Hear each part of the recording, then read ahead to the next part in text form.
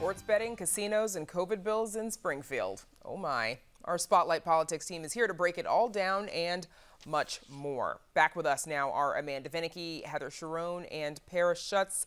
Welcome back, everybody. So, Mayor Lori Lightfoot took a bet on a 2% tax that allows fans to gamble on 5 of Chicago's professional sports teams in their home stadiums and during games. Take a look at what the mayor said earlier this week. 2%, it matches what the county was able to put on the sports book bill. I think it's only fair that the city of Chicago also obtained revenues as a result of this new venture by the sports teams. So Heather, why did this measure stall at City Hall? Well, there are 2 main complaints. One, that 2% tax is only going to generate between $400,000 and $500,000 a year for the city, and that's not nearly enough. And that even that small of a tax for allowing the sports books at all could hurt the Chicago casino from opening in the coming years. It's finally poised to get off the ground. We're going to get our first detailed look at the proposals next week. And any change in sort of the gambling landscape in Chicago could complicate that. And several aldermen said it just wasn't worth the risk. So what do older people want exactly? Do they want to toss this idea entirely? Do they want more tax, no tax? Yeah, it really remains to be seen. Some are totally opposed to it. Some seemed open to it at a higher taxed rate, but it's not clear that anything's going to get done before the full city council meets on Wednesday. And that, of course, is their last chance to get this done before the end of the year. And they're under intense pressure from Chicago sports teams who want to start offering people a chance to place their bets while they're watching the Bulls and the Blackhawks. And eventually it'll be spring again, right? And the Cubs and the Sox too. Spring's coming? Sure.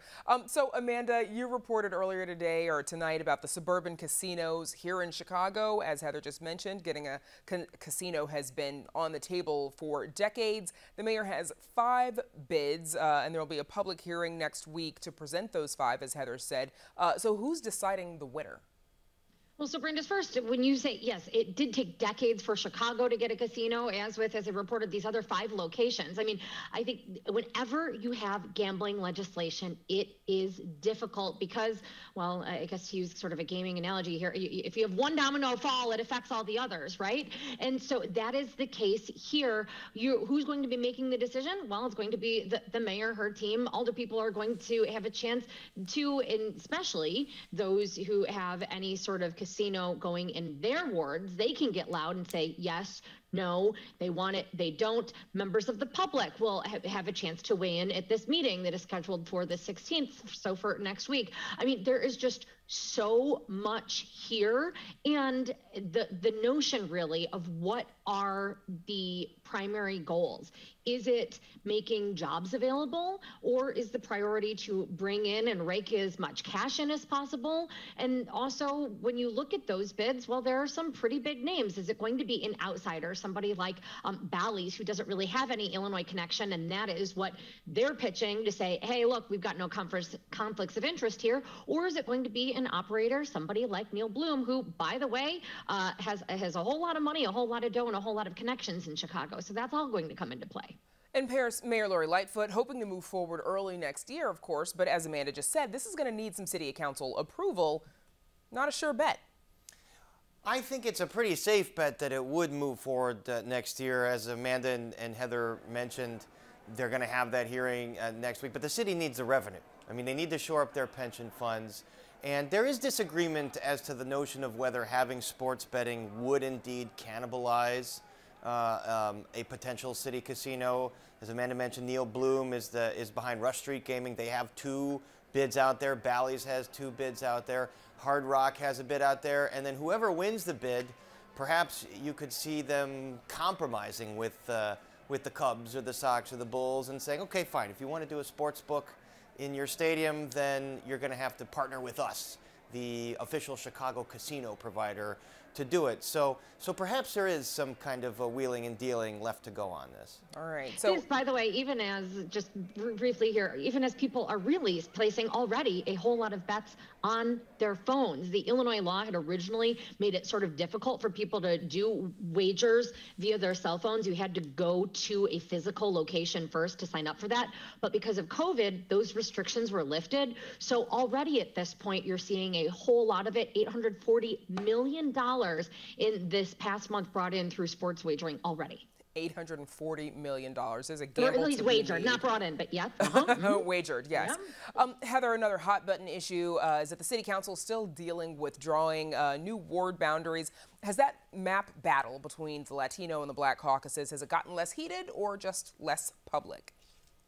Well, I think there are definitely behind the scenes negotiations going on that we are not privy to. But there was an attempt, at least, to sort of bring down the temperature yesterday. Aldermen said nice things about each other. Nobody accused anyone of being racist or acting to disenfranchise Black voters or Latino voters, which is an improvement, but it's not much of one. The stalemate remains. There are, it's a zero-sum game. Either there are going to be 15 Latino wards with a majority of Latino voters, I should say, or there are not. And that is the whole ball game right now. And is that going to be resolved before the end of the year? Absolutely not. This is something that is going to drag into 2022 and maybe all the way into the spring, when if it does go to referendum, that's when voters would have their chance to pick between at least 2, if not 3 maps. But here's the thing that could bring these caucuses together is if they agree on which specific alder people they want to get rid of, because that's also factors into remapping. 10 years ago, it was kind of consensus that there were a couple alder people that they kind of purposely mapped out. Second wards of Bob Fioretti and then Nick Sposato. Nick Sposato survived. Fioretti didn't. So that factors into this. And then, in this Rules Committee map, the other little interesting caveat is the little kind of quirks in the map that draw out potential opponents to sitting alder people. That's another thing that weighs into the cartography of this whole thing. So all those things are going to factor in and perhaps lead to some kind of compromise. Now, and this map needs, whatever map should pass, it needs 41 votes to do that. Heather, do you have a count yet of how many alder people might be supporting the Black Caucus map?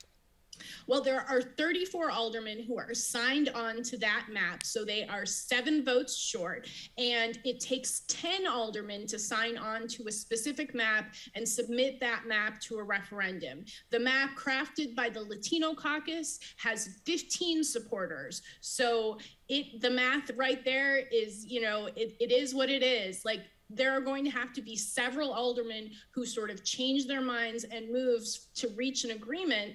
And the fundamental question is, and Paris is right, is are these aldermen willing to gamble? We've been talking about gambling. Are they willing to gamble that their map will win the support of Chicago's voters in 2022, which, seems like a long time from now. It's not. And the last time that happened was 30 years ago, and it was the map backed by Richard M. Daley, the former mayor, and then Alderman Ed Burke that won. So that turned out not to be a gamble worth taking. Whether it happens that way this time around, nobody knows. And frankly, if someone's not a member of those 2 caucuses, they have a lot of leverage.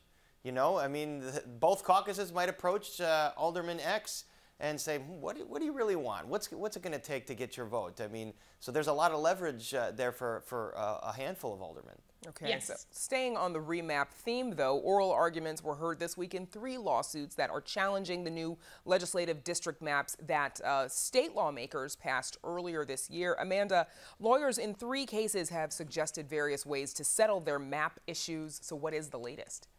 Yeah, so the latest is, first of all, just like with the city map, really all of this is thought of as sort of incumbents protection. That is first and foremost what the drawers do when they design the boundaries of these districts. And in that case, it's who's deciding it, who's drawing. In this case, it's Democrats. And so the 3 lawsuits are brought, one by the Republican Party, really no surprise there, but the others are MALDEF, which alleges that the map was drawn to dilute the Latino vote in the collar counties surrounding Chicago.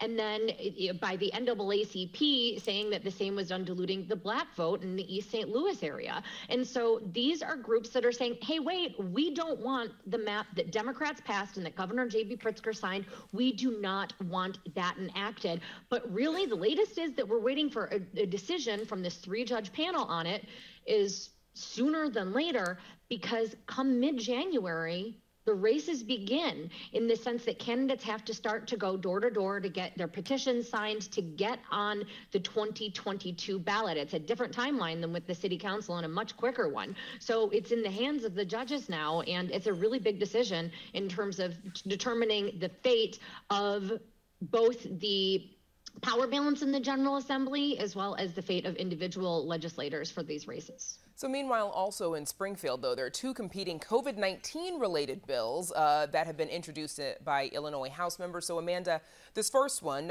you covered this week as well. Democratic Representative Jonathan Carroll filed his bill to force people who have been willfully or people who are willfully unvaccinated, that they'd have to pay for their COVID-19 hospitalization costs if they get sick.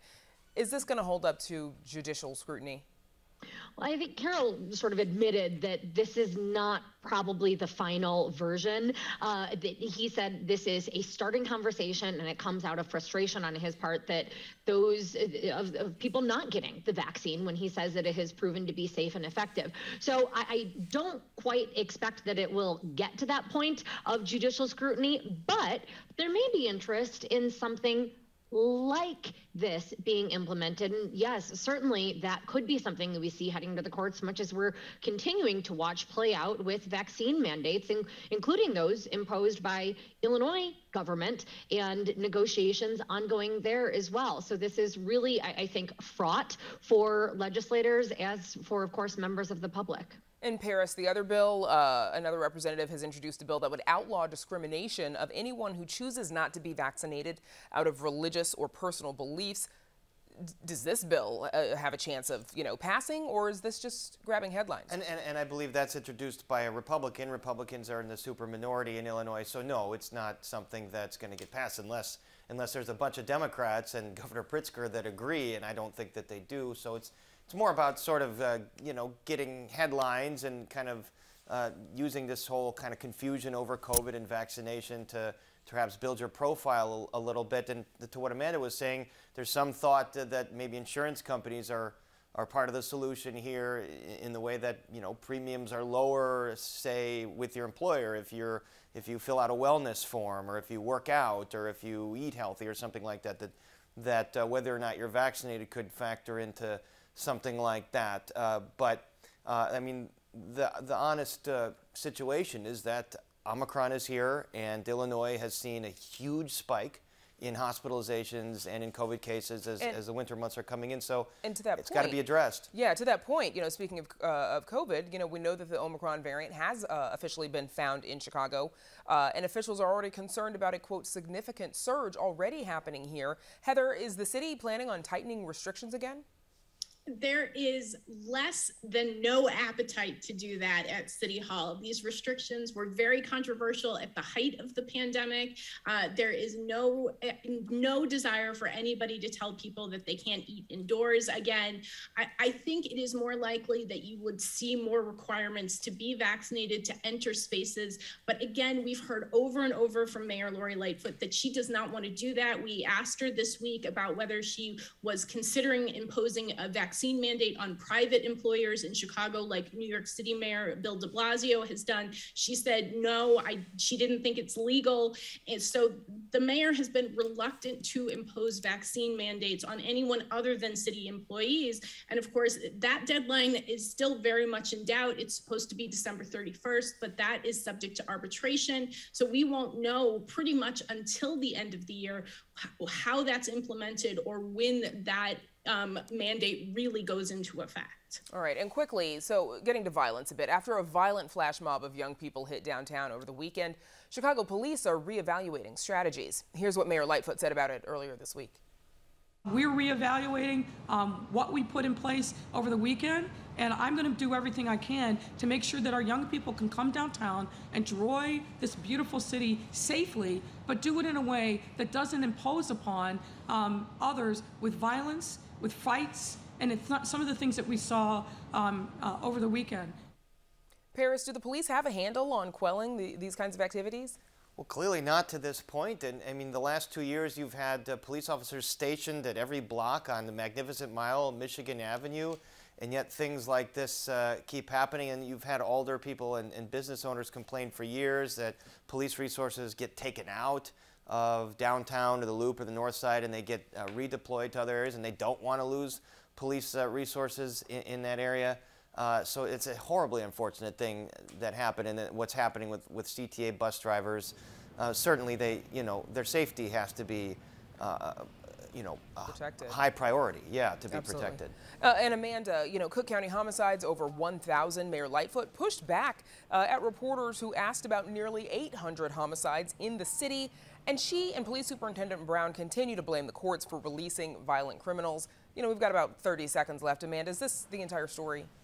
It is most certainly not the entire story. I mean, I do think that that's a component of it, one that is subject to a lot of controversy. But no, this is investments, it is jobs, it is long running, it is education. There are no easy answers here. I will say, however, there are plenty of questions. And the mayor, I think, should be ready to accept any question about violence with it at whatever rate it is in this city from journalists who are merely doing their jobs. No disagreements out of this bunch. Thanks to the Spotlight Politics team, Amanda Venicky, Heather Sharon, and Paris Schutz.